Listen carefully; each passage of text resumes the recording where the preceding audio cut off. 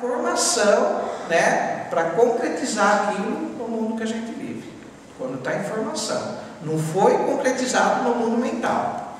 Depois que foi, já era. Né? E ele dá mais um relato aqui que é muito interessante, de uma... Perdi. Às vezes acontece, nas melhores famílias. Ele dá um relato aqui de uma mulher que ela estava grávida também, esperando bebê, e ela foi hipnotizada pelo médico dela. Então fez uma sessão de hipnose, e na hipnose ela começou a descrever a situação dela. Então ela falou para o médico, hipnotizada, né? Ela falou: olha, eu estou grávida de 2 meses, só que a minha gravidez não vai acontecer, não vai até o final. E ela falou assim: no dia 12 de maio eu vou sofrer um grande susto, e com isso eu vou cair de costa desmaiada. E ela deu detalhes, ela falou: eu vou ficar desmaiada durante 8 minutos, depois eu vou ser levada para o hospital e eu vou perder o bebê. Isso ela disse em estado de hipnose, né? Então, quando chegou e quando ela acordou, ela não se lembrava de nada do que ela falou. Não lembrava de coisa nenhuma. Aí o médico e o marido que assistiram a sessão, né, de hipnose ficaram preocupados. Falou: meu Deus, a gente vai ter que tomar cuidado. Quando chegar o dia, a gente vai ter que ficar junto com ela, para proteger, né? Então chegou o dia 12 de maio, o médico foi visitar a família, sem falar nada para ela. Foi fazer uma visita. E aí o médico com o marido ficaram junto com ela o tempo inteiro, cuidando. E ela achou estranho aquilo. Ela falou: alguma coisa está acontecendo, porque eles estão com muito cuidado comigo, não é normal, né? E aí a hora crítica se aproximava, que era 3h30 da tarde, né? Então quando chegou 3h30, ela levantou para sair do quarto. Aí o médico e o marido impediu, falou: não, você não pode sair. Ah, mas por quê? Estou dentro da minha casa. Não, você não pode. Se você sair daqui, desse quarto, não vai ser bom para a sua saúde. Então é melhor que você fique. E ela retrucou. Ela falou: olha, doutor, se é para o bem da minha saúde, então eu vou sair do quarto. Porque ela estava na casa dela, né? Então o marido falou: eu vou junto, então.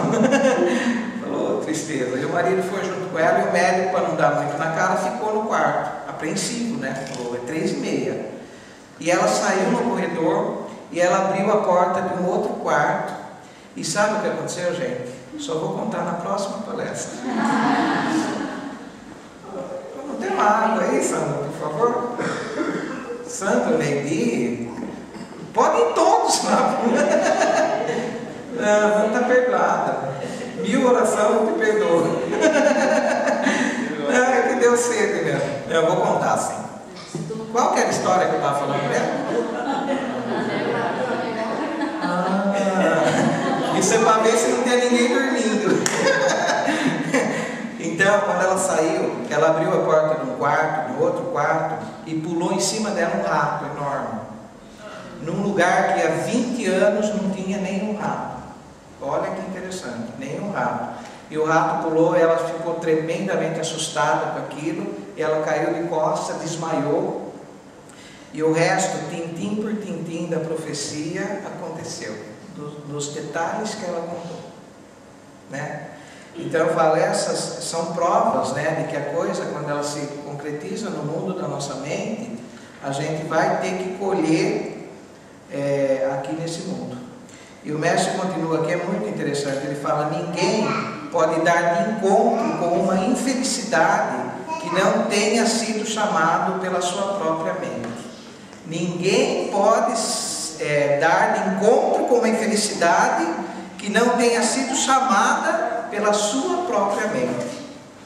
Estas existências mentais estão regidas por leis mentais, isto é, a lei que diz semelhante atrai semelhante, e uma outra que diz repelem-se os que não são semelhantes. Obrigado, Neide. O chá fica para a próxima palestra. Só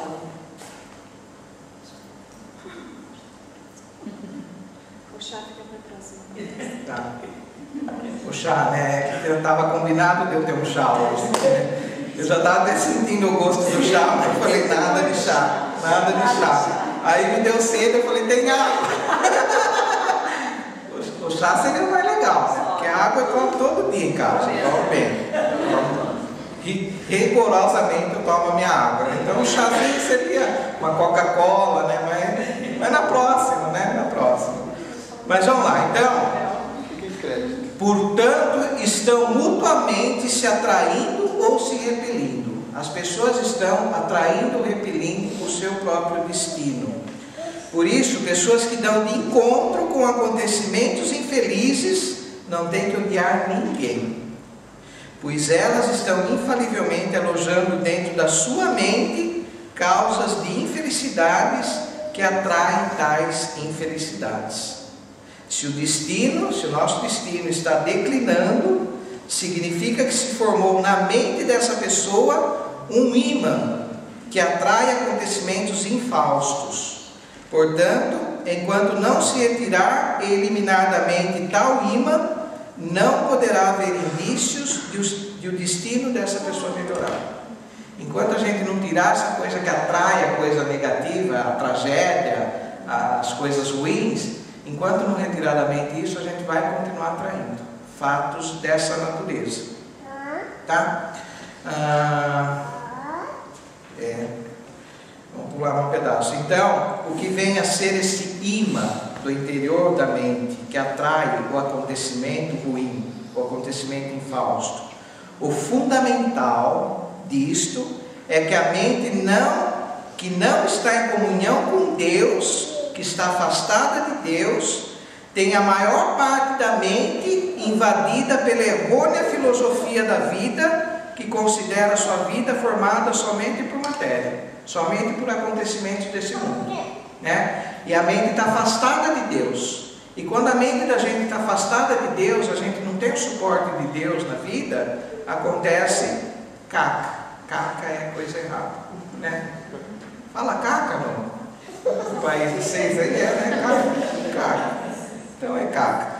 Essa filosofia de vida constitui o imã que irá atrair a infelicidade, a doença e todos os demais tipos de dores humanas. Então, quando surgir um acontecimento desse indesejável, faça uma reflexão para saber aonde está dentro da sua mente essa coisa que está atraindo isso. E bastará proceder no sentido de retirar da sua mente aquele temperamento não apreciável. Né? Então ele dá...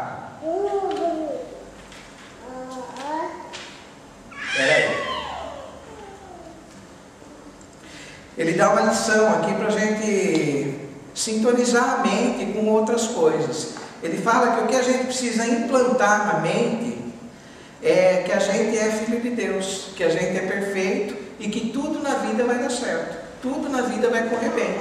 Basta proceder dessa maneira que a gente arranca aqueles pensamentos errôneos que a gente tem, e que a vida não dá certo, que nada do que a gente faz dá certo. Eu nasci no lugar errado, eu nasci na família errada, eu casei com o marido errado, eu moro no país errado, eu trabalho no lugar errado, todas aquelas coisas, né? A gente vai eliminando quando a gente coloca que a gente é filho de Deus perfeito. Ele diz então, que fazer para despertar para a realidade de que sou filho de Deus? Um dos segredos consiste em implantar na mente o germe do pensamento que diz, sou filho de Deus. E é simples, ele dá alguns exemplos aqui. Mesmo quando estiver caminhando na rua, dirá em voz baixa, apenas para você ouvir: é o Filho de Deus que está agora caminhando. Vai repetindo. Quem vai agora nessa rua é o Filho de Deus, o Filho de Deus que está caminhando. E pensando exatamente como está dizendo em palavras, fará gravar na mente o verdadeiro eu.